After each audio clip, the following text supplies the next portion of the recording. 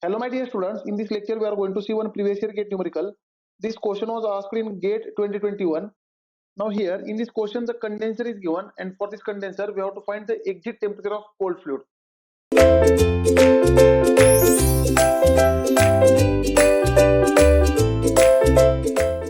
So let us understand the question. The question is, a saline tube heat exchanger is used as a steam condenser. Now, my dear students, it is used as a steam condenser. Now, steam condenser means, in case of steam condenser, the temperature of hot fluid is constant and there is a phase change of hot fluid. Right? The hot fluid undergoes phase change. Therefore, if I write about condenser, condenser is nothing but a device in which the hot fluid undergoes phase change. Hot fluid undergoes phase change, right? And during phase change, there is only conversion of vapor into liquid state. Condenser means conversion of vapor to liquid state, and temperature remains constant. Temperature is same during phase change. Temperature do not change, right? That means the temperature of hot fluid at inlet is equal to temperature of hot fluid at outlet, right? Now let us draw the condenser. And my dear students, whenever any one fluid undergoes phase change, then parallel flow heat exchanger becomes equal to counter flow heat exchanger. Parallel flow becomes equal to counter flow heat exchanger. That already we have seen in theory lectures. Whenever any one fluid is undergoing phase change, either it may be a hot fluid as like in condenser, or it may be a cold fluid as like in evaporator, then for both cases the parallel flow always becomes equal to counter flow heat exchanger. So let us assume here parallel flow heat exchanger, right? Let us assume here parallel flow heat exchanger. You can assume counter also, there is absolutely no problem, answer will be same, right? So let us draw here condenser. So my dear students, I am assuming parallel flow heat exchanger and I am drawing condenser. Now for hot fluid, temperature will not change. Let us say the inlet of hot fluid is at temperature Thi and the exit of hot fluid at temperature Tho. Therefore, the hot fluid temperature remains same. This is a hot fluid. And for parallel flow heat exchanger, the direction of hot fluid and direction of cold fluid will be same. Here hot fluid is flowing from left to right, therefore the cold fluid also flows from left to right. Therefore the inlet temperature of cold fluid is Tci, the exit temperature of cold fluid is Tco, right? And cold fluid also flows from left to right. This is a cold fluid. This is called condenser. So let us back to the question. A saline tube heat exchanger is used as a steam condenser. Coolant water enters to the tube at 300 Kelvin. Now coolant water is nothing but cold fluid. Therefore coolant water enters the tube at 300 Kelvin and at the rate of 100 kg per second. Therefore this data is given for inlet temperature of cold fluid and mass flow rate of cold fluid. Therefore here Tci is given. Tci is 300 Kelvin and mass flow rate of cold fluid is nothing but 100 kg per second. Then the overall heat transfer coefficient is 1500 watt per meter square Kelvin. Here U is given, which is 1500 watt per meter square Kelvin.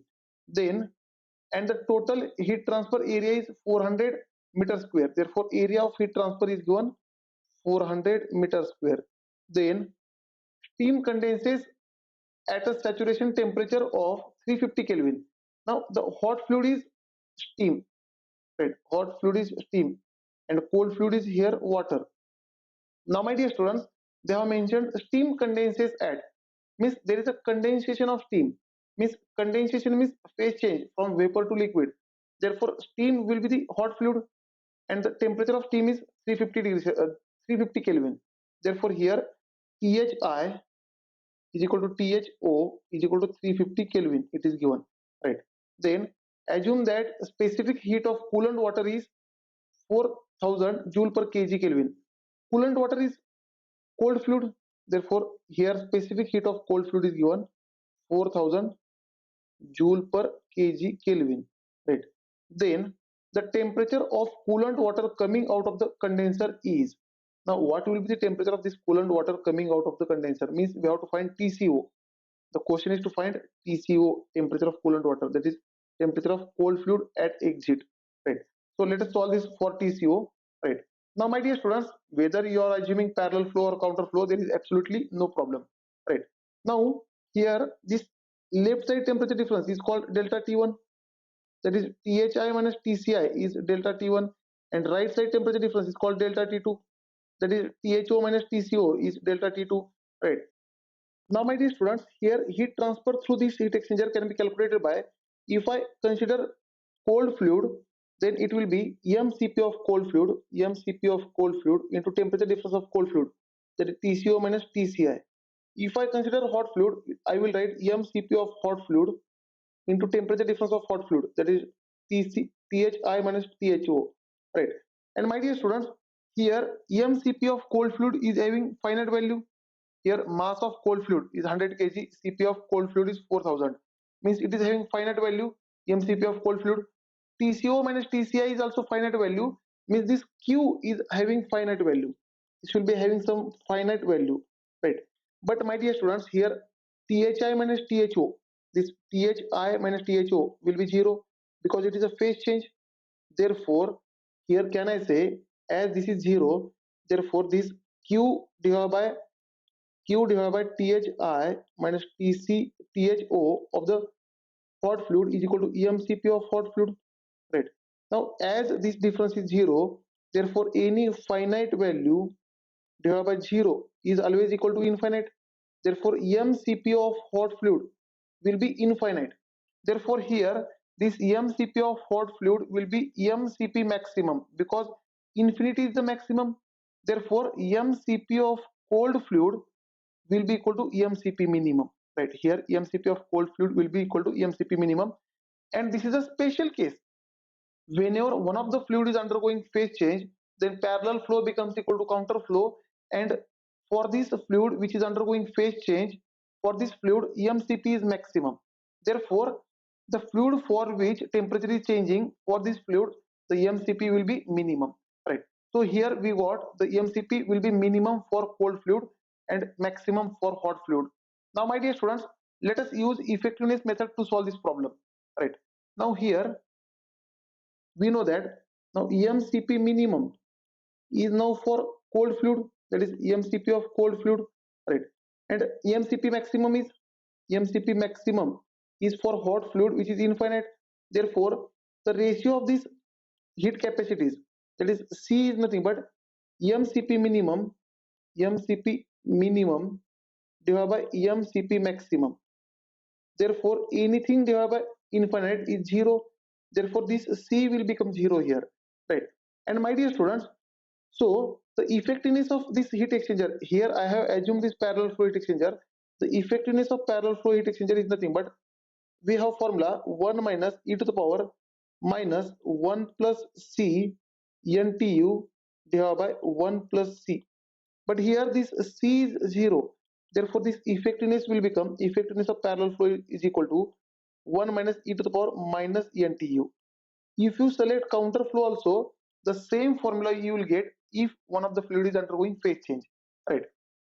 So, my dear students, I have to find this first effectiveness. Now I have to find NTU, number of transfer units, because this effectiveness is nothing but, again, it is equal to max. It is actual heat transfer through the heat exchanger. You have a maximum possible heat transfer through the heat exchanger. That we will see. What is this? We will see later. Let us first calculate this effectiveness of parallel flow heat exchanger. Therefore, to calculate effectiveness, we have to calculate number of transfer units, and number of transfer units is nothing but UA divided by EMCP minimum. Number of transfer units is UA divided by EMCP minimum. Therefore, this number of transfer units is equal to U is nothing but 1500, right, into area is nothing but 400 divided by EM mass. EMCP minimum is for EMCP cold fluid. Therefore, for cold fluid mass is 100, CP is 400. Therefore, it is 100 into 400. Therefore, if I calculate this number of transfer units, I will get 1.5. Number of transfer units will be here 1.5. So let us find this effectiveness of parallel flow. Therefore, or counter flow. For both flow, effectiveness will be same if one of the fluid is undergoing phase change. Therefore, effectiveness will become equal to 1 minus e to the power minus NTU, which is nothing but 1 minus e to the power exponential power minus 1.5. Therefore, this effectiveness will become 0.7764. Now, let us use this effectiveness value, that is 0.7768. It is actually 8, 0.7768, right? And let us equate this effectiveness with actual heat transfer rate divided by maximum possible heat transfer rate, right?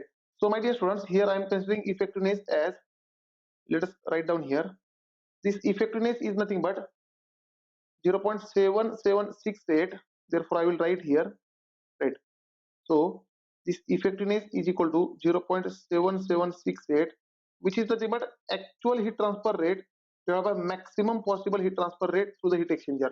Now this actual heat transfer rate can be calculated as EMCP of cold fluid into temperature change of cold fluid, that is TCO minus TCI, right? And because here only we have cold fluid, for hot fluid this temperature difference is not present, therefore again and this maximum possible heat transfer rate can be calculated as EMCP of a smaller fluid, EMCP minimum, we can say EMCP of smaller fluid is nothing but EMCP minimum into delta T maximum. And my dear students, EMCP minimum is here for cold fluid, for hot fluid it is maximum, therefore it will become EMCP of cold fluid into delta T maximum, that is maximum temperature difference in the heat exchanger, which is nothing but maximum temperature minus minimum temperature. Maximum temperature is THI, minimum temperature is TCI, therefore it will become THI minus TCI, right? So let us use this formula to find effectiveness again, right? Therefore my dear students, here effectiveness will become, this effectiveness is equal to Q max, Q actual divided by Q maximum. Q actual is EMCP of cold into TCO minus TCI divided by Q maximum is EMCP of cold into THI minus TCI.